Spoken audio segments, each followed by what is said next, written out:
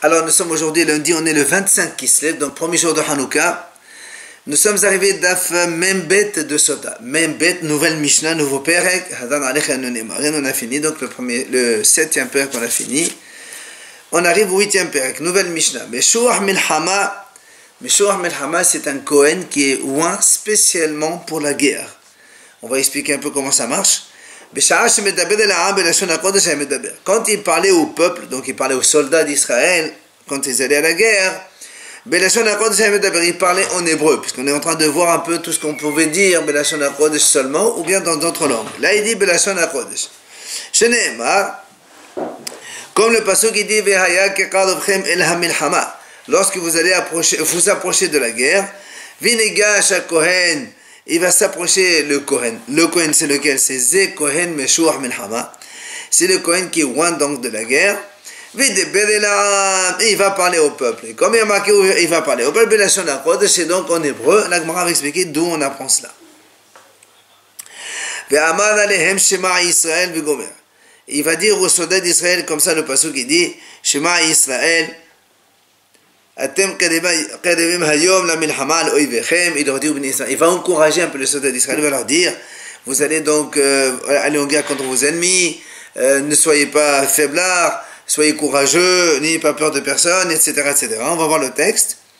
Alors la Torah dit donc, il leur dit, vous allez aller en guerre contre vos ennemis. Et pourquoi il dit ça? Et vous n'allez pas vous battre contre vos frères. Lo Yehuda al Shimon velo Shimon al Binyamin. Ni la tribu de Yehuda contre Shimon, ni la tribu de Shimon contre Binyamin. Que si c'était réellement cela, parce que là, dans ces cas-là, si vous allez tomber entre vos mains, entre leurs mains, ils vont avoir pitié de vous. Comme le passage dit, à propos de la guerre qu'il y a eu donc à l'époque de Ahaz, roi d'Yehuda, et Pekah ben Remaliah, roi d'Israël. Il y avait donc une guerre entre le roi d'Israël et le roi d'Yehuda d'un côté, enfin, roi d'Israël d'un côté et roi d'Yehuda de l'autre. C'est marqué là-bas,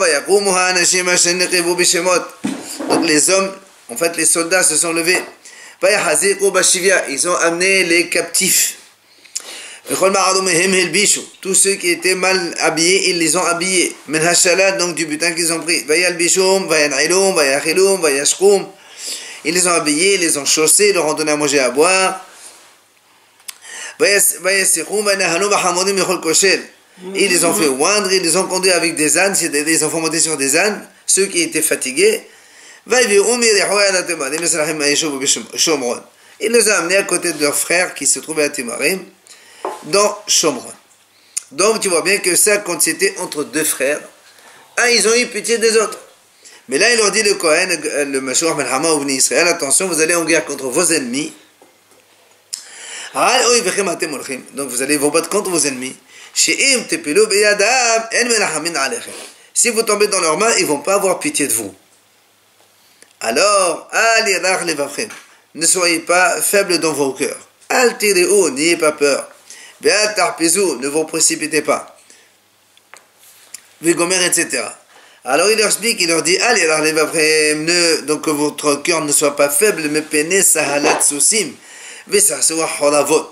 n'ayez pas peur des cris des chevaux, ni du bruit des épées, parce qu'ils font faire du bruit avec leurs épées.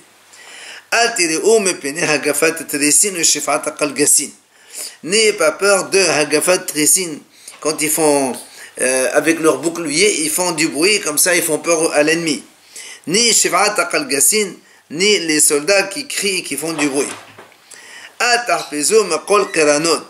Ne vous précipitez pas quand vous allez entendre les cornes qui vont sonner. Ne pliez pas, ne vous brisez pas à cause des bruits, des cris que ça fait. Pourquoi tout ça?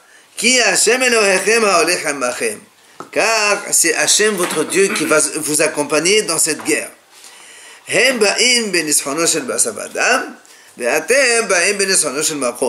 Eux ils viennent en comptant sur leur force donc des humains, mais vous allez en comptant, vous appuyant sur la l'aide d'Hachem et de Barar de Hachem, donc n'ayez pas peur. Et il leur dit,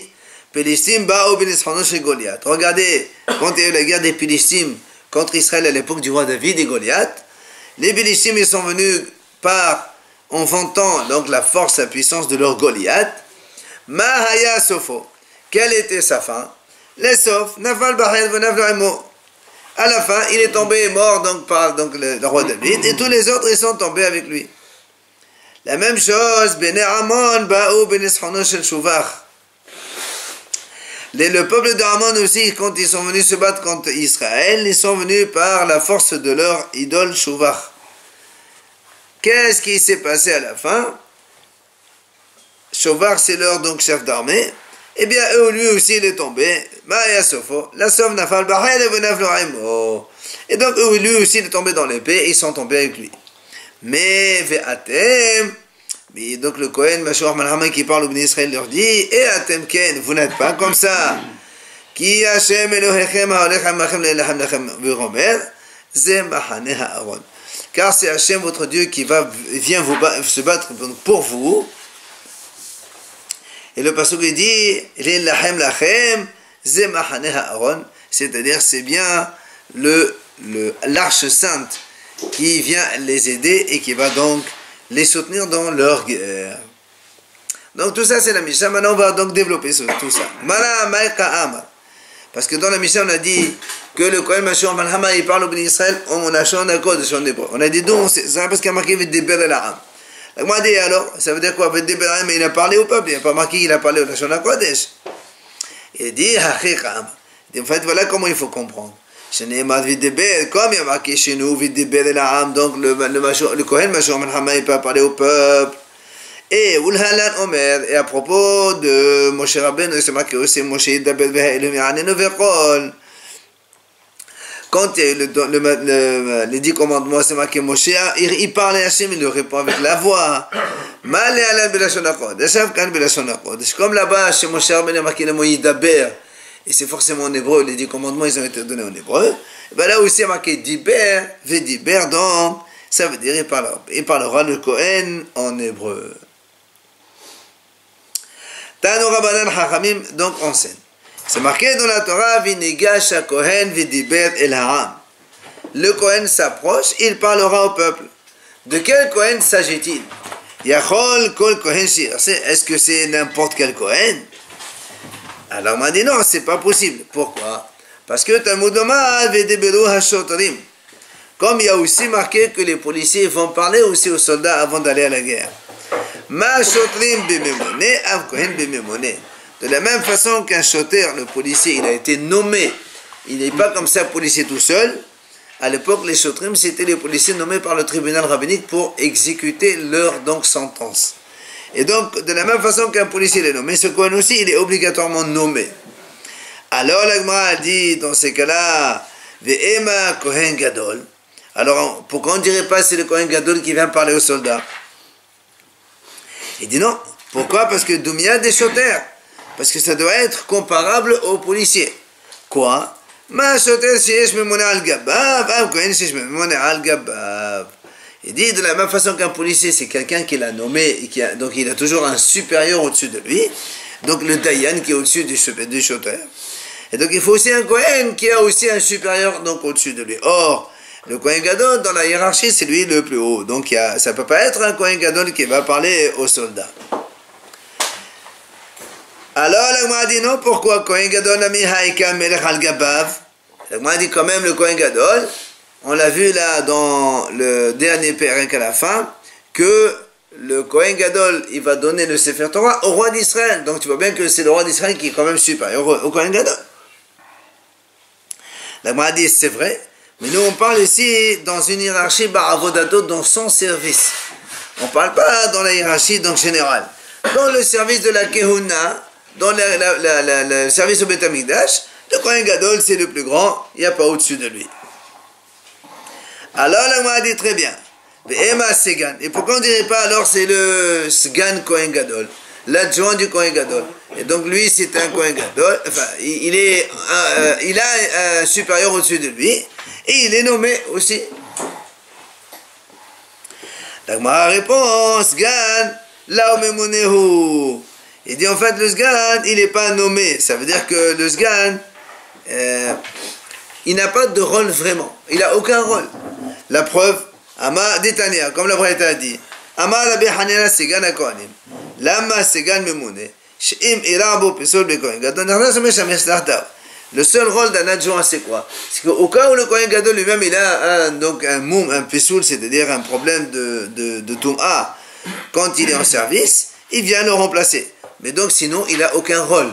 Donc on ne peut pas prendre un Segan, et donc on est obligé de prendre ce qu'on appelle un Kohen, Meshuach Milhama, qui est spécifiquement loin pour la guerre. Donc le Kohen, il vient commencer son discours aux soldats quand ils vont à la guerre, il leur dit, Shema Israël, écoute Israël. En fait, c'est un rapprochement par rapport au Shema Israël que nous lisons, mais pas. Alors c'est pas ça que Gemara dit, Maïshena Shema Israël. Pourquoi il commence par cette phrase-là, Shema Israël? Amar Rabbi Yohanan, Mishom Rabbi Shimon ben Yochai. Il a dit Rabbi Yohanan au nom de Rabbi Shimon ben Yochai. Amar Lahena Kadosh Baruch Hu Israël. C'est pour les encourager, en fait, il leur dit ça.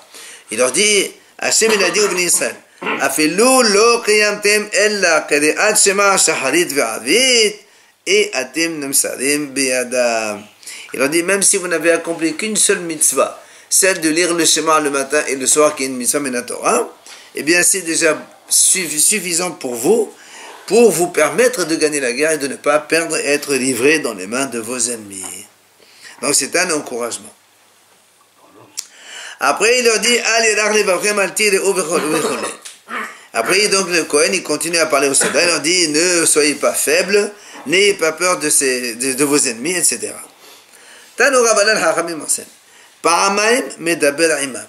Le Kohen, Meshuach Milhama, il va donc s'adresser aux soldats 2 fois. Pourquoi 2 fois? Ahad b'sefat, et ahad b'milhama. L'une quand ils sont à la frontière d'Israël, quand ils vont quitter donc la frontière d'Israël, et l'autre quand ils sont carrément sur le champ de bataille, il va leur parler, le Kohen Meshuach Milhama. Alors le Gemara dit Basefan Mahu Omer. Quand ils sont à la frontière, qu'est-ce qu'il va leur dire?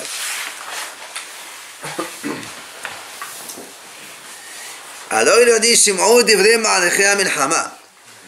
C'est ce que dit la Torah là-bas, que le Kohen il leur dit, celui qui a construit une maison, donc il n'a pas encore inauguré, celui qui s'est fiancé, il ne s'est pas marié, ou celui qui a planté un vignoble, il n'a pas encore vendangé, ceux-là, ils peuvent rentrer chez eux, ou celui qui a peur, il rentre chez eux, etc. Tout ça, ça fait partie des paroles que le Kohen il leur fait à la frontière avant de quitter Israël. Et après, tous ceux-là, donc ceux qui sont dans ce cas-là, ils retournent. Et après, donc, on a les soldats qui vont aller à la guerre. Ils sont là, milhama, quand ils sont sur le champ de bataille, mahu omer, c'est là où il leur dit,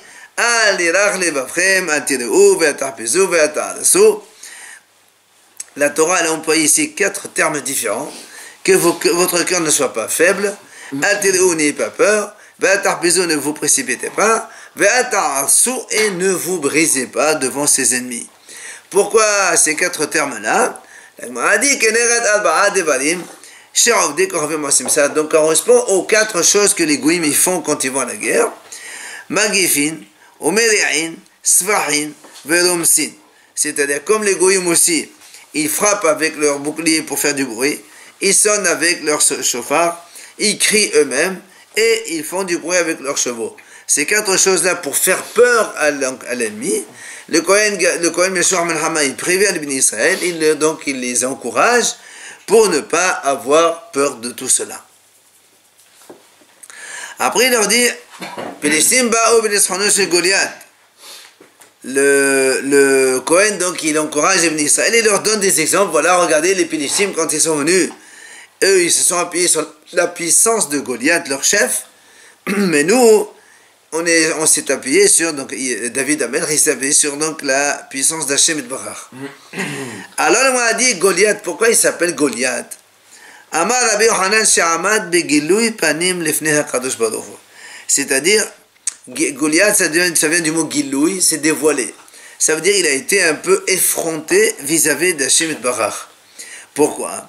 Shene'amar, quand il est venu Goliath, il a dit aux soldats d'Israël, à l'époque c'était la guerre contre les Philistines, Beru lachem ish v'yered elai.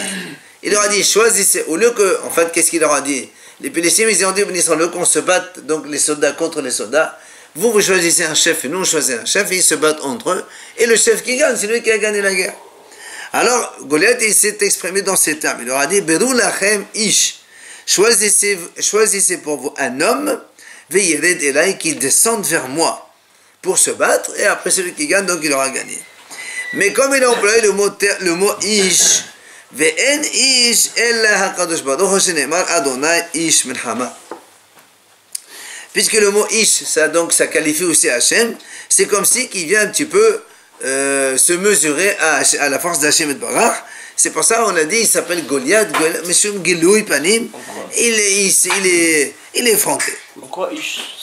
Parce qu'il y a marqué Hachem Ish Milhama. Hachem aussi, il est qualifié par le mot Ish. Puisque c'est comme ça, Amar Akadosh Baruch Hu, Hachem il a dit, puisqu'il veut se mesurer à moi, c'est pas grave. Hadene Mapilor Aliet Ben Ish.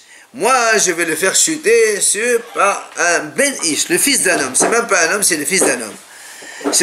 Comme il est marqué là-bas dans le prophète, David ben Ish Ephrati Hazé. Comme il est marqué là, donc David était le fils d'un homme de Ephrat, donc le fils de Ishaï, et c'est lui qui est venu donc le battre. Amar Rabbi Yohanan Mishum Rabbi Meir. Il a dit Rabbi Yohanan au nom de Rabbi Meir, Bishosha Mekomot Lechado Piu Leoto Rasha. Il a dit Rabbi Yohanan que Goliath, dans son discours, sa bouche, elle l'a fait trébucher lui-même à 3 endroits différents. C'est-à-dire, en parlant, il s'est fait piéger lui-même, entre parenthèses, qui est aussi lui qui va perdre en fait. Où c'est les 3 endroits? Il dit, premièrement, Ehad, Berou lachem ish v'yered elai. Il leur a dit, choisissez pour vous un homme qu'il descende sur moi. C'est qui est le caca? Il a dit, caca, il descend sur moi, ça veut dire, il va me battre. Donc il parle mal, il s'exprime mal.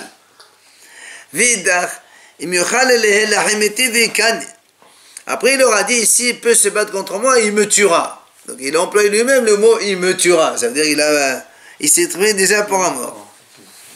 Et la troisième fois, quand il a parlé à David, il dit quoi? Je suis un chien, moi, pour que tu viennes te battre avec moi avec des pierres. Goliath. Et donc il a dit, je suis un chien. Donc à 3 fois, il s'est exprimé de telle sorte que c'est comme si qu'il s'est fait... Voilà, il s'est considéré comme perdant déjà. Alors il lui a dit, donc, il a dit à David, donc le Goliath, est-ce que je suis un chien pour que tu viennes t'attaquer à moi avec des pierres et des choses? Alors l'Agma a dit, très bien. David Dami, l'Agma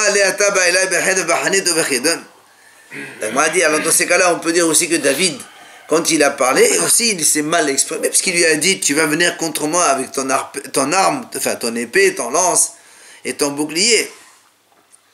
Et donc, c'est qui est le David aussi, il se met dans la position de quelqu'un qui perd, et tu vas venir contre moi avec ça. Alors la Gemara répond, non, c'est pas pareil, parce que David a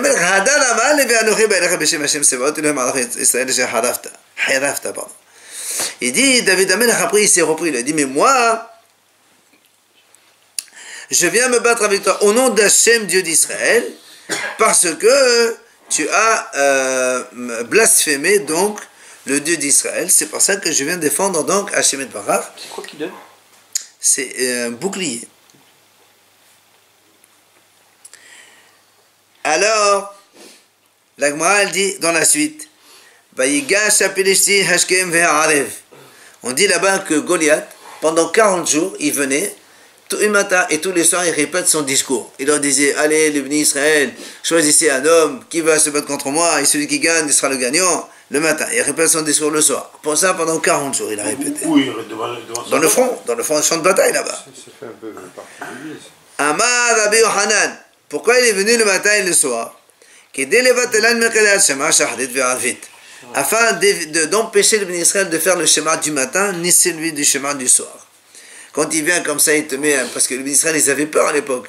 Shaoul, il n'était pas dans tous ses états, et donc il ne savait pas qui envoyer. Alors quand quelqu'un il est dans la peur comme ça, il n'arrive pas à se concentrer pour faire le schéma comme il faut.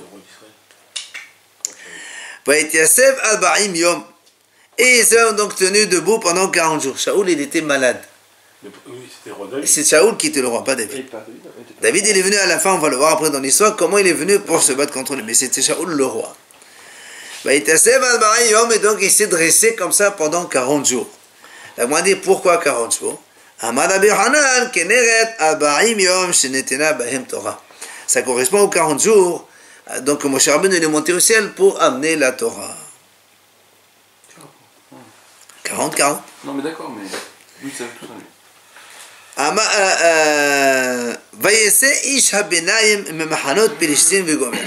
Donc le Navi raconte après donc qu'il est sorti cet homme, donc en parlant de Goliath, on a qualifié Ish HaBenaim. HaBenaim ça veut dire entre. Alors là on a dit qu'est-ce que ça veut dire? Maï Benaim, ça veut dire quoi entre? Ou bien Benaim ça vient du mot binyan, construction. Alors on m'a dit Amar Rav Shemebone Mekol Mum.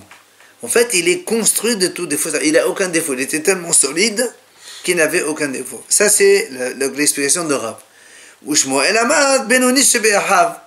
Shmuel a dit pourquoi on l'appelle Benaim? Parce qu'en fait, il est deuxième de 3 frères. Donc, il est au milieu des 2 frères. Goliath. Mais tout à l'heure, il a dit, il a parlé à David. Il lui a dit David, il lui a dit pourquoi je suis un chien? Ouais. Pourquoi maintenant on parle de Goliath? Je comprends pas. Mais c'est le combat de Goliath et David. C'est quoi le combat? David et Goliath, non? Non, David contre Goliath. Shaoul, il était roi d'Israël et il avait peur, il était malade, il n'osait pas aller livrer la guerre contre les Pélistiens.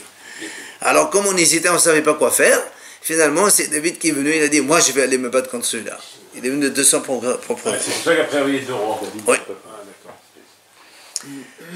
Alors, donc, Shmuel, il a dit mais Benoni Be'eshebera. Devera Beshela Amar Shehu Asui Ke Binyan. Dans la Yeshiva de Rabbi Shela, on a enseigné, on a dit en fait, il est comme un binyan. C'est-à-dire, il était très puissant. Comme une bâtisse. Rabbi Yochanan Amar Bal Mea Papi V'Hadan Enai. Rabbi Yochanan dit pourquoi on l'appelle Benaim en fait, parce que on dit que sa mère, la nuit où elle est devenue enceinte de lui, pardon, elle a eu une relation avec une centaine d'hommes différents. Donc du coup, on ne sait pas de qui il vient. C'est pour ça qu'il y a marqué sans papy, donc un seul père, mais il y avait plein. Après, on dit Vigoliath Shemo Migat. Elle a de la santé. Hein. Vigoliath Shemo Migat. Il s'appelait chez Goliath, il venait de la ville de Gath. Alors, pourquoi Gath? Gath, si vous ne l'avez pas oublié, c'est un pressoir. C'est là où on presse les raisins. Gath. Alors, Tani Rav Yosef, il a enseigné Rav Yosef, pourquoi on a dit il vient de Gath? Shehakol Dashin était moka Gath. Parce que tout le monde, donc, fait une pression sur sa mère, comme un pressoir. Comme on a dit, donc, sa mère ce soir-là, sa mère, elle a eu. Ketiv Me'arot V'Kalenan Ma'alachot. Dans la Torah, dans le Navi là-bas, c'est marqué, au lieu de marquer Ma'alachot Pilishtim ou Ma'alachot Elohim Israël, Ma'alacha, c'est un front de guerre. Il y a marqué Ma'alot. Ma'alot, ça fait allusion à la relation homme-femme, la pénétration de l'organe chez la femme. Alors c'est pour ça qu'on dit pourquoi il y a marqué Ma'alot comme ça. Comme on a dit tout à l'heure, plein de monde ont été avec sa mère la nuit. Ketiv halafa urtiv orpa. Alors, sa mère, la mère de Goliath, elle s'appelle Orpa. Alors, ceux qui se rappellent, c'est la fameuse, voilà, Ruth et Orpa qui étaient mariés avec Mahlon et Chilion. Et après, Ruth, elle a décidé d'accompagner Naomi, parce que c'est les 2 maris qui sont morts, jusqu'en Israël. Et elle, Orpa, elle a décidé de repartir chez elle. Mais le problème, Rashi a dit ici, c'est que dans le Navi, une fois on l'appelle Orpa, une fois on l'appelle Harafa. Alors pourquoi ces 2 prénoms? Rav ou Shmuel? Hadamal Harafa Shema. En vérité, elle s'appelle Harafa. Comme on a dit, pourquoi Harafa? Parce que tout le monde, il va avec elle, comme on a dit tout à l'heure. C'est la belle-fille de Ruth. La belle-sœur. La belle-fille de Noémie. Hadamal Orpa Shema. Et il a dit, en fait, non, elle s'appelle Orpa, son vrai nom. Pourquoi on l'appelle Harafa? Shehakol Dashin Ota Kaharifot. Que tout le monde l'écrase comme Harifot, c'est-à-dire quand on écrase le blé, on bat le blé pour faire sortir les épis et les graines. La même chose. ותקח האישה ותפרוס המסך על פני הבאר ותשטח עליו הליפות. והיא בהתאם המחכם תחתו שתי אבל במרטיש בתוך הליפות בעילי. C'est pour nous montrer que le mot haliphot, ça veut dire donc battre le blé. Et donc, c'est pour ça qu'on a dit que la même chose, c'est un peu la même idée que tout le monde a été avec cette femme-là avant qu'elle ne devienne enceinte de lui.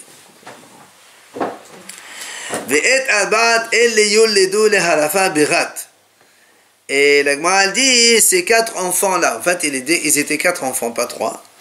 Et donc, cette femme-là, elle a eu 4 enfants. Et les 4, et tous les 4, ils sont tombés dans les mains de David, dans les mains de ses serviteurs. Ils étaient tous Oui, absolument. C'est qui? C'est 4. Amar Rav Hasda. Il a dit Rav Hasda, un il s'appelle Saf, l'autre il s'appelle Madon, le troisième il s'appelle Goliath, et le quatrième il s'appelle Yishbi Benov. Donc là aussi c'est connu. Et ils sont tombés dans les mains de David et de ses serviteurs. Pourquoi? La maladie d'Urtiv. Donc quand Noémie donc avec son mari Elimelech ils sont partis en Israël, ils ont quitté Israël pour aller à Moab, et là-bas donc ces 2 enfants Mahlon et Vechelion ils se sont mariés avec Ruth et Orpa. À la fin, Elimelech il est mort, Mahlon il est mort, Kilion il est mort, ils sont tous morts. Alors Noémie elle voulu retourner en Israël. Elle leur a dit aux 2 filles, aux 2 belles filles, rentrez chez vous. Il y a marqué, Orpa, elle a embrassé sa belle-mère et elle est partie. Mais Ruth, elle s'est collée à sa belle-mère, elle ne voulait pas la quitter. Et elle a fait le chemin avec elle de retour en Israël. Donc Goliath et David, ils étaient un beau cousin, non? Non. Ah non, parce que David, il n'est pas né directement de Ruth. David, il est la 4e génération après Ruth. Amar Rabbi Ishaq, il a dit Rabbi Ishaq. Amar Akadosh Baruch Hu, Yavo'u b'nei haneshoka, v'yipelu b'yad b'nei hadevuka. Il dit qu'ils viennent, les enfants de celle qui a embrassé, donc les 4 enfants là, ils tomberont dans les mains de celle qui s'est attachée avec Noémie, donc dans la descendance de Ruth, qui est David Amelech et c'est donc sa famille. Alors il savait peut-être David par prophétie, non? Mais non, ça c'est la Gemara qui le dit. Darash Rava, Bishar Arba Demaot Sheorid Aod Pa'al Hamota, Zarta V'yasum Minal Ba'al Giburim. Shene'emar V'atesena Konano Tivken Aod. Il dit, pourquoi cette fameuse Orpa elle a mérité d'avoir 4 géants? Il dit tout simplement parce que par le mérite d'avoir versé, enfin d'avoir pleuré par 2 fois. Il y a marqué là-bas, quand elle voulait quitter Noémie, elle a pleuré. Après Noémie a dit non, les filles, elles ont dit non, on veut rester avec toi, on veut rester. Elle a dit non, non, c'est pas la peine de rentrer. Et elles ont pleuré de nouveau. Alors c'est marqué comme Orpa, elle a pleuré 2 fois. Et quand on pleure, c'est des 2 yeux. Donc elle a versé des larmes 2 fois, des 2 yeux, ça fait 4 donc, fois les larmes. Et donc, par le mérite de ces 4 larmes-là, elle a eu le mérite d'avoir ces 4 géants. Après, dans le Navi, c'est marqué Ketiv Hes Hanito. Vekadinan Hes Hanito. En fait, pour dire que Goliath, il avait donc son lance. La Torah est marquée, dans la Torah est marqué avec un het, mais lui, il faut lire avec hetz. Pourquoi? Amar Rabbi Azar, il a dit Rabbi Azar,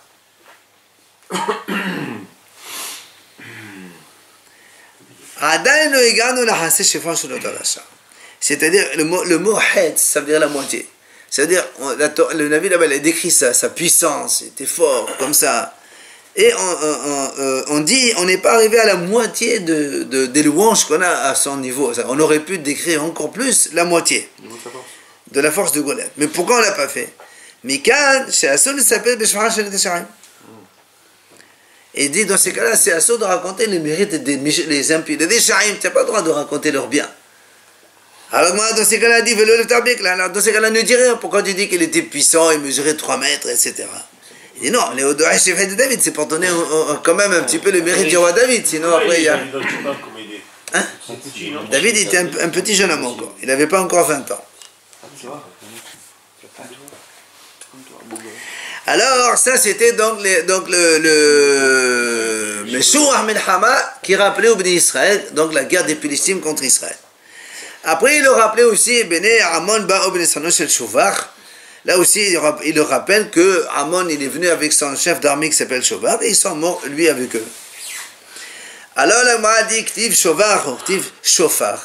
Une fois, c'est marqué le mot Shovar, une fois, marqué le mot Shofar, avec un fait, alors que normalement, une fois, c'est un vet. Pourquoi?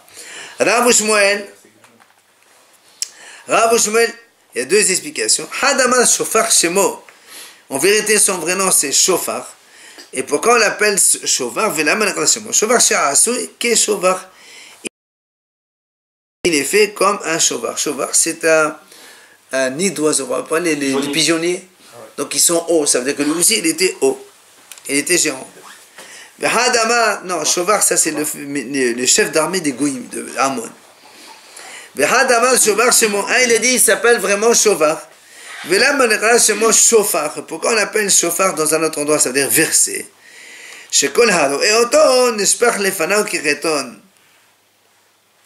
Celui qui le voit, tellement il a peur de lui, que il a la diarrhée.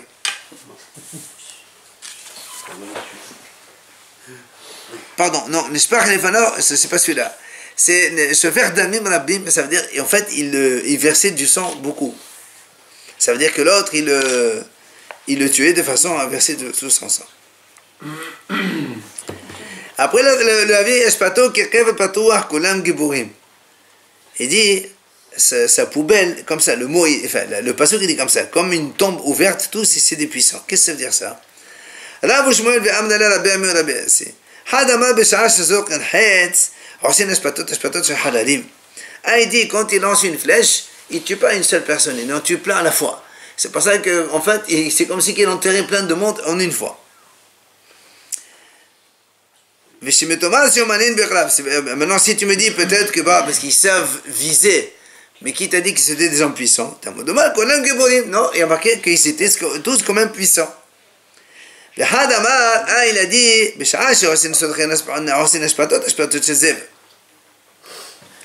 il dit en fait, quand ils faisaient leurs besoins, ils étaient tellement géants qu'il fallait un gros trou pour remplir.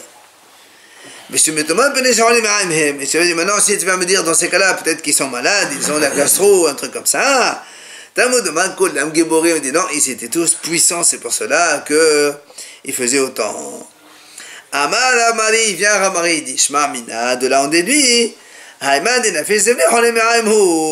Celui qui a donc beaucoup il va plusieurs fois à la selle dans la journée, c'est qu'il a des problèmes intestinaux. Elle m'a dit, qu'est-ce que tu m'apprends? Les mains d'Aframena, il faut qu'il aille aller se soigner. Il y en a vu de fois que... Des Arabes élèvent Ishes Henna. Là-bas, dans le Michelet, c'est marqué des Arabes élèvent Ishes Henna. Quand quelqu'un il a un souci, Yashenna, qu'est-ce que ça veut dire? Là, comme on a vu tout à l'heure, Mahlok dans Rabbi Amir Rabbi Assi, il nous amène aussi Mahlok dans Rabbi Amir Rabbi Assi. Il a dit Hadama Yashenna Midato, Hadama Yashenna la Ahid. Il m'a dit comme ça, quand quelqu'un il a un souci, qu'est-ce qu'il fait? Il dit, il faut donc tu l'enlèves de ton esprit. Ça sert à rien d'être inquiet pour rien. L'autre, il dit, dis-le à d'autres personnes, tes amis à toi, comme ça tu te défoules en racontant cela, et eux, ils essayent de t'aider s'ils le peuvent. Alors, toujours le Kohen Mashur Malhama, il dit, mais vous n'êtes pas comme ça. C'est-à-dire, vous ne sortez pas avec la puissance d'Allah, vous sortez avec la puissance d'Hachem. Comme le passage qui dit, Hachem Elohechem, Alechem, Hachem, Lelachem, Lachem, Mekol Elohechem, etc. Alors, le Moïse dit, pourquoi il leur dit tout ça? Mais péné, chez Hachem, Bechol Kinoyav, Monachim Ba'aron. Il dit tout simplement parce que Hachem et tous les surnoms qu'il a, ils sont dans le Aaron, bien sûr, puisque le Aaron, avec l'arche, donc l'arche sainte dans laquelle il y a le Sefer Torah là-bas, il les accompagne à la guerre, donc là-bas il y a tous les noms d'Hachem qui sont dans le Aaron. On voit la même chose quand Moshe Rabbeinu a envoyé les soldats d'Israël faire la guerre contre Midian. Moshe Rabbeinu les a envoyés 1000 par tribu. Otam, avec Pinhas. Otam et le Sanhedrin. Donc le Otam, c'est le tribunal rabbinique qui est parti en guerre aussi. Pinhas, c'est Mashur Melhama. Pinhas, c'est donc c'est lui le Kohen ouin de guerre. C'est Aaron, et c'est quoi Clé à Kodesh? C'est l'arche sainte avec la Torah qui est là-bas, les tables de la loi qui sont dedans. Et après, il y a les chauffards. Tout ça, donc, c'est un petit peu ce qui accompagne les bénis Israël quand ils vont à la guerre. Tana, le Gemara dit, pourquoi Pinhas il est parti en guerre avec eux là-bas contre Midian? C'est pas pour rien. Il dit en fait, Pinhas voulait venger son ascendant Yosef qui a été vendu par les Midianim en Égypte. La paracha de Vayesh donc de hier, avant-hier. Alors le Gemara dit comment? Hein? C'est de la famille de Yosef? Et voilà, les mêmes d'Agmara, comment? Pinhas mais Yosef Atik, qu'est-ce que tu racontes? Pinhas il vient de Yosef lui. Pourtant il a marqué Elazar ben Aharon, il a pris comme femme une des filles de Potiel. Et l'Agmara dit c'est quoi Potiel? N'est-ce pas qu'on parle ici de Yitro? Et le mot Potiel ça vient du mot Pittem, il a engraissé des veaux pour la Avodah Zara initialement. Alors quel rapport avec Yosef? La Gemara dit non, là, mais Yosef, c'est peut-être Yisro. Il dit non, Potiel, c'est pas Yitro, c'est Yosef. Pitpet Yisro, il s'est battu avec son Yitzhara pour ne pas se laisser donc entraîner à la faute avec la femme de Potiphar. Et c'est pour ça qu'on appelle Potiel. Alors la Gemara dit mais c'est pas possible de dire ça, pourquoi? Parce que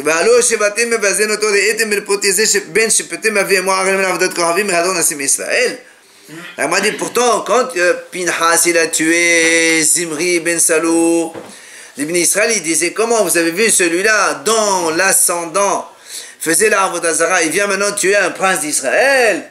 Donc tu vois bien que Pinhas il descend bien de Yitro. Et là, la Gemara a dit très bien, c'est vrai, il descend de Yitro, mais il descend aussi de Yosef. Comment? Et avant d'aimer Yosef, aimer d'aimer Yitro. Mais aimer d'aimer Yosef, avant d'aimer Yitro. La Gemara a dit, c'est facile. D'accord, son père, Pinhas, c'est Elazar. Elazar, il a épousé une femme. Cette femme-là, ou son père, il vient de Yitro, sa mère vient de Yosef, ou son père vient de Yosef et sa mère vient de Yitro. Mais la mère, elle s'est mariée avec Elazar, elle est devenue la fille d'un Kohen. Donc tu vois bien qu'on parle ici de Pinhas qui descend de Yosef et de Yitro, donc les deux. Daïkhanami, la Gemara dit la preuve que c'est bien cela. D'Irtiv me benot Potiel. Il y a marqué Potiel, très machma. Le mot Potiel, c'est au pluriel, il y a marqué un yud là-bas. Donc c'est deux fois. Poti, un c'est Pitem Agalim et l'autre Pitpit Bisro. Donc ça signifie les deux choses. Aussi bien Yitro qui a donc engraissé les veaux pour la Avodah Zara, et aussi bien donc Yosef qui s'est battu contre son Yitzhara et l'a vaincu.